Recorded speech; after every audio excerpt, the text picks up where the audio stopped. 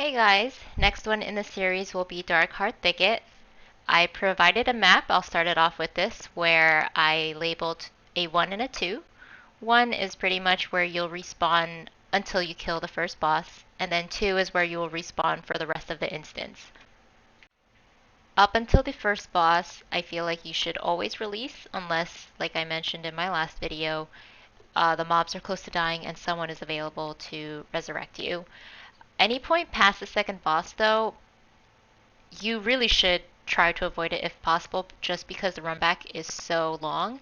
Um, in between the first and second boss, there's also often a pack that you skip on the left side with the Dryad that runs around, and there is always that risk that you accidentally pull that pack, die, and just waste more time trying to get back to them. So try to avoid it if possible. That mount. She made a ticket for it. She didn't even earn it. Literally didn't even earn it. No, not joking. Yeah, totally no jokes.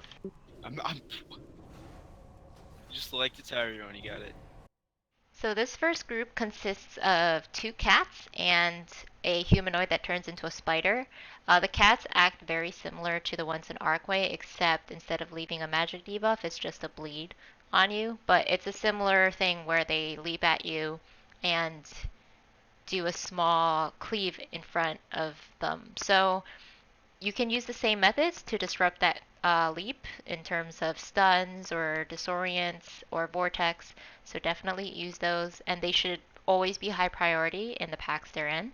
The spider is mostly, I think he injects you with poison, and then after it expires, it erupts in a little bit of poison underneath your feet, so it can do some AoE damage if melee are stacked together.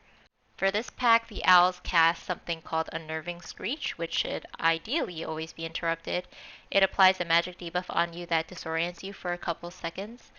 And yeah, the healer can dispel you out of it. And at times, I try to stand further away as a shadow priest. That way, if I see it um, on 2 party members that are generally next together, I can always mass dispel them. The next mob is a bear that has a frontal swipe, so your melee wants to make sure they stand behind the mob. He also does a cast called Maddening Roar, which does AoE damage to everyone around him, in range though, so ranged and healer, if possible, should try to stand at max range, that way they don't take damage from that. There are times though I think the healer has to stand in range of it just to make sure he is in range to heal the melee and tank, but ranged DPS can definitely outrange it. He also spews corruption, which spawns nightmare abominations that have a little squiggly line that goes to you or your character, and they will gradually crawl towards you and leave pools of corruption on the ground, and you just don't want to stand in those. The next 2 mobs are really not that problematic. They cast one ability called Despair, which is a magic debuff that reduces healing by 2%, and it stacks. So they can keep casting it on you, and it'll just keep going up. And it can be dispelled, so it shouldn't be an issue. Star Shower, however, should be interrupted if possible because it creates a bunch of red beams and circles on the ground, and I mean, you can avoid them, but they do hit extremely hard and most likely one-shot you on Fortified Week. So it's generally pretty easy to prevent them from happening since most packs only have 2 in them at most if it's not teaming. So they're really not an issue. Up until the first boss, this is the last pack where you'll encounter a new mob, and it is Crazed Razorbeak. The only thing it really does is cast Propelled Charge, where you don't want to stand in front of it, and you also want to be careful because there are times where it propels charge into another pack on the right that you usually ignore, and that causes them to aggro. So you want to try to keep them contained in the area using abilities like Vortex and Stuns. This next part is a little skip that I feel like every single group does nowadays, so it is good for new players to know this so you don't pull additional mobs. In this clip, though, Flextra does end up pulling the mobs that you intend to skip, so it's a good idea to see, how you go up on the branch and jump forward a little bit. There is a bear right across from where you're jumping and landing to, but usually the chance of you pulling that is really slim. These next two bears are really only difficult on Fortified Week and Bolster and Raging, I guess you can say, mostly for melee. So um, I think one Maddening Roar cast will bring them down really low, and they would most likely need to pop a defensive cooldown for the second one. Otherwise, they'll probably die. So that's just something to keep in mind. For the first boss, I think there are mainly three important abilities you want to pay attention to. Uh, he does a leap. He turns into a cat and leaps at the furthest target away from him. So you can always, as a group, choose who he does that to based on your positioning. So he leaps towards that target, leaves a debuff that will tick down unless they are healed above 90%. So that's just always high priority to heal that person up pretty quickly. And then he also turns into a bear and does a charge forward. This is important for melee because similar to the first boss in Ives Shara, you want to give a decent amount of spacing during that charge because the hitbox is always larger than it seems and you don't want to get one shot by something like that. Aside from that, he also does Spew Corruption, similar to the bears, where they spawn and leave crap on the ground, and ideally they should be switched to. On lower keys, they can be ignored, where you just kite them around the room, but at higher keys, it really doesn't hurt to switch to them, just to make sure you have space on the ground to run towards where there's no corruption. For this pack, it has one Dryad and two Flowers. The Dryad is a little annoying because she bounces around and doesn't really stay stacked with the other mobs. So it's okay to usually single target her down just so she doesn't accidentally, I don't know, run somewhere close to the mobs that are just around the corner and pull them. She throws a poison spear, which reduces healing by 25% on the target, and it is also a dot. The flowers tend to cast I forget what it's called, but it's basically there's a gray or beige swirly under your feet, and then there's going to be it's root burst. It's going to have spikes that come out and deals a decent amount of damage, so there's enough time for you to always move out of those. The next group on the left is often skipped in this instance. It's just a larger pack, and I guess it can be really annoying to deal with. The problem with skipping it is usually the Dryad that runs back and forth. So here we have her rooted, which is really convenient because it doesn't put us in combat. It is possible to skip without CCing her at all. You just have to watch out for where her location is at the time, and if she's too close to the right side of the wall, you want to just wait until she jumps back towards her group. The new mob in this group is the Darkheart Keeper. He has two abilities. One is he throws mushrooms around the area, and you do not want to be next to them or they will explode and deal massive damage. They also, I guess, they provide a 2% movement speed increase that I didn't realize. I was trying to look at their abilities because I was always told that they heal mobs around them.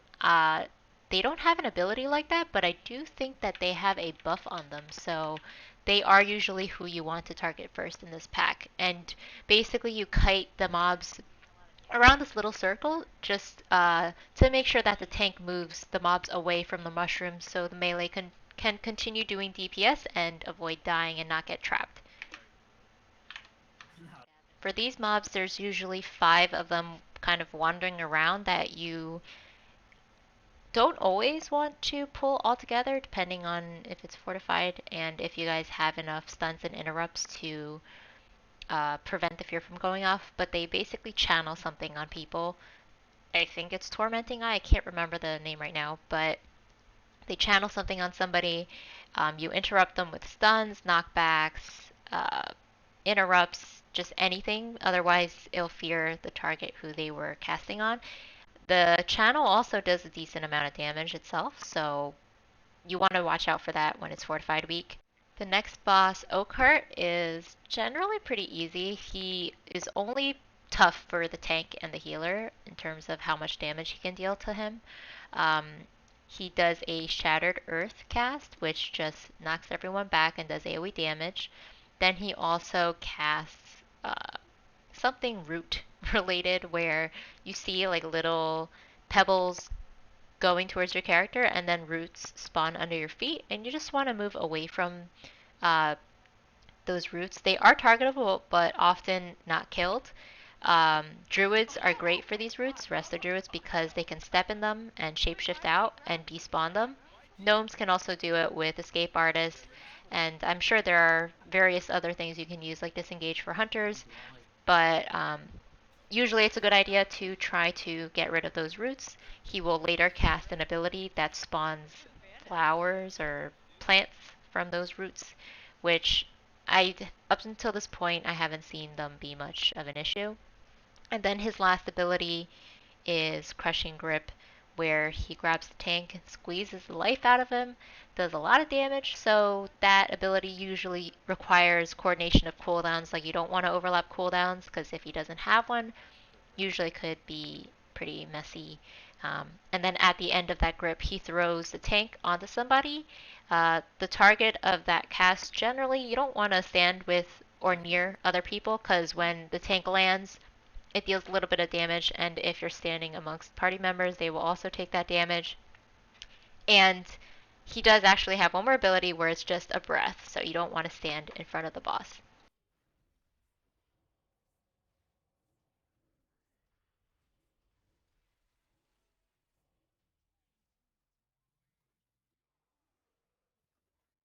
After the second boss, there are some oozes before you come across this elemental, but they really don't do anything special. You just AoE them down.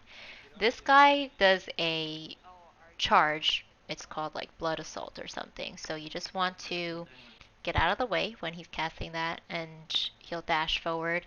It will do a knockback also, so if you get hit by that, there's a chance you get knocked into eggs and spawn some whelps.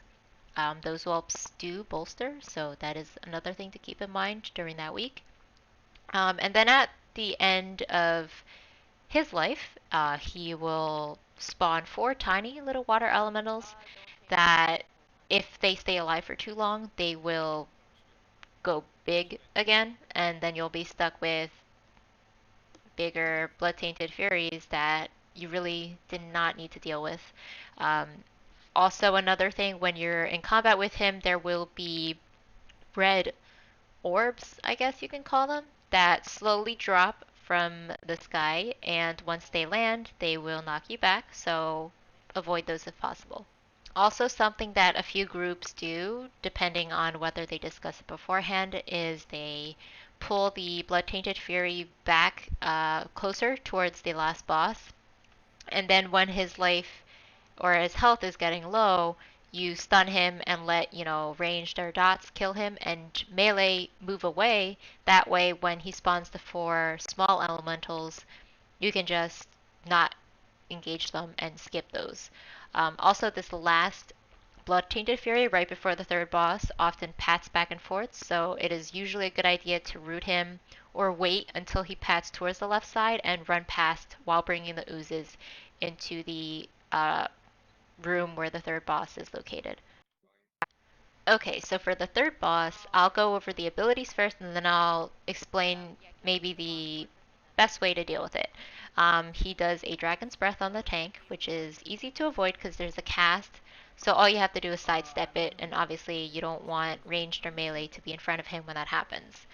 He also casts Earth-Shaking Roar, which causes rocks to collapse from the ceiling and fall on a random party member, and then it'll stay on the ground for a while, so you don't want to stand in it. And then his last thing is Downdraft, where he basically uses like his wings and pushes you back really far. The further away you are from him, the faster back you move, and since there's eggs all around the room, if you get fucked by Downdraft, you basically spawn a ton of ads, and hopefully it's not bolster weak or raging or explosive because they will spawn extra shit. Um, the best way to usually deal with this is, I think ideally you do want to start off stacked in right under the boss. You want to be inside the middle of that target circle, and if it's Earth-Shaking Roar and it's right under the boss, then it's no big deal. Just have the tank move him a little bit and then have everybody stack under the boss. When you're under the boss and he's doing downdraft, you really, I don't really feel like you get blown out that easily.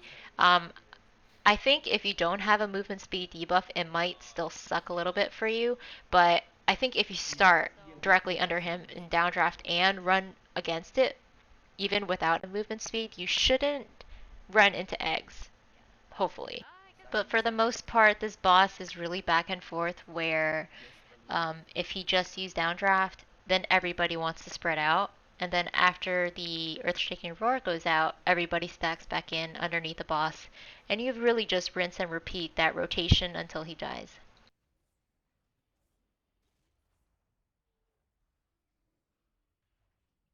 Whoops. Who was that?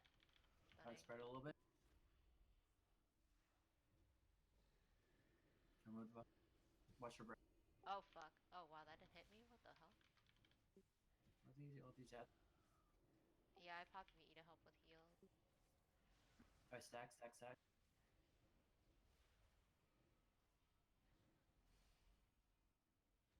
I don't get why I can't shadow step during this. This is so stupid. Really? You can't? No, I can't. I literally can't shadow step during this. Stunning that. Watch breath. Spread. See a bitch.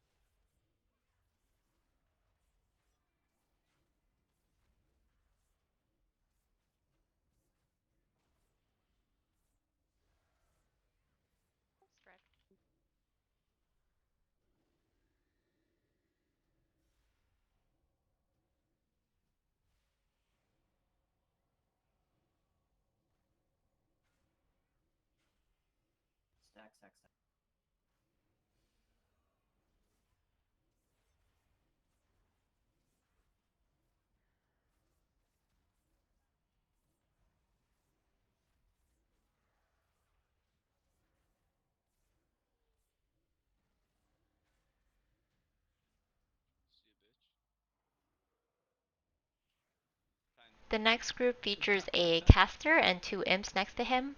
The most We gotta go all the way. important thing you really have to focus on for this pack is just if you have like red graphic around your character, you want to move away from other people because a fireball will be uh, going towards you soon and it will explode on impact. So if there's people next to you, you deal a lot of AoE damage around you. And then you just want to rotate interruptions on the caster. I do believe he also applies a curse debuff, which slows casting speed and possibly movement speed. I'm not sure about that one. So hopefully if you guys have someone that can decurse, that will be removed also. The Tainheart Stalker here really isn't too dangerous or anything. He just has an ability that kind of teleports him next to you and deals a little damage, but he usually runs back to the tank, so it's not a threat drop or anything. This next pack is for bats, where all they really do is they apply a disease debuff onto the tank, and I didn't know this actually before I went to read their ability, but it apparently is like a life steal. So if it sits on the tank, the bats will get health back. But what I usually wait to do is I usually wait for at least 2 stacks on the tank before I use my debuff because apparently abolished disease has a cooldown similar to dispel now, so I can't spam it. But after this pack is done, the last pack right before the last boss is often skipped. Here we have a rogue, so we are able to shroud through it, but people often use invisible potions, or you could have druids stealth through and people suicide or do a hunter feign death. There are a ton of tricks for being able to skip that pack. The last boss can be pretty challenging if the people in your party are not as reactive to the abilities he casts. So he has 3 casts that he does. Feed on the Weak, which is a channel on somebody. When it's Tyrannical Weak, whoever it's being channeled on really needs to pop a defensive on that, or the healer will have to pop some cooldowns to keep them up. Otherwise, during that channel, that person will 100% die. Aside from that, he does Nightmare Bolt, which is a cast on somebody, which deals damage initially, and then silences the target if there is no party member within range of the little circle graphic around you. So usually when that goes off, people just really need to be reactive and move ahead of time to lessen the time that person is silenced. Um, Also important is growing paranoia, which is a similar idea where he casts on somebody and that person actually needs to move away from other party members. So, um, in those situations, you just want to make sure that you pay attention to who that cast is on and move ahead of time, because sometimes if you have growing paranoia and someone's not paying attention, they see the cast and they move into you while you're trying to move away from them. They end up fearing you. Situations like that can happen, and plus, if there's growing paranoia in melee range, the tank and other melee DPS need to make sure that they're at max range of the boss to make sure that you won't get feared. Around 50% he does do massive AoE damage to the party. There is no cast, so you just pretty much have to pop cooldowns ahead of time. In the video, I did pop dispersion slightly ahead of time and made sure that it lasted long enough to reduce the damage taken at 50%. And after that point, there's going to be red swirlies on the ground that you really don't want to get hit by. I was reading a guide just to see if it mentioned anything about a buff. I think if you get hit by the red swirlies, he gets a damage buff, and that makes Nightmare Bolt hit even harder. I've seen it one-shot people before on Tyrannical without defensives, so you really want to be careful about that. And he also applies a magic debuff that I honestly don't know what it does. I could go look it up, but that should always be dispelled immediately. There's no reason not to. So that pretty much wraps up Darkheart Thicket from all that I can think of. And I really hope this helped you guys, and thank you for watching.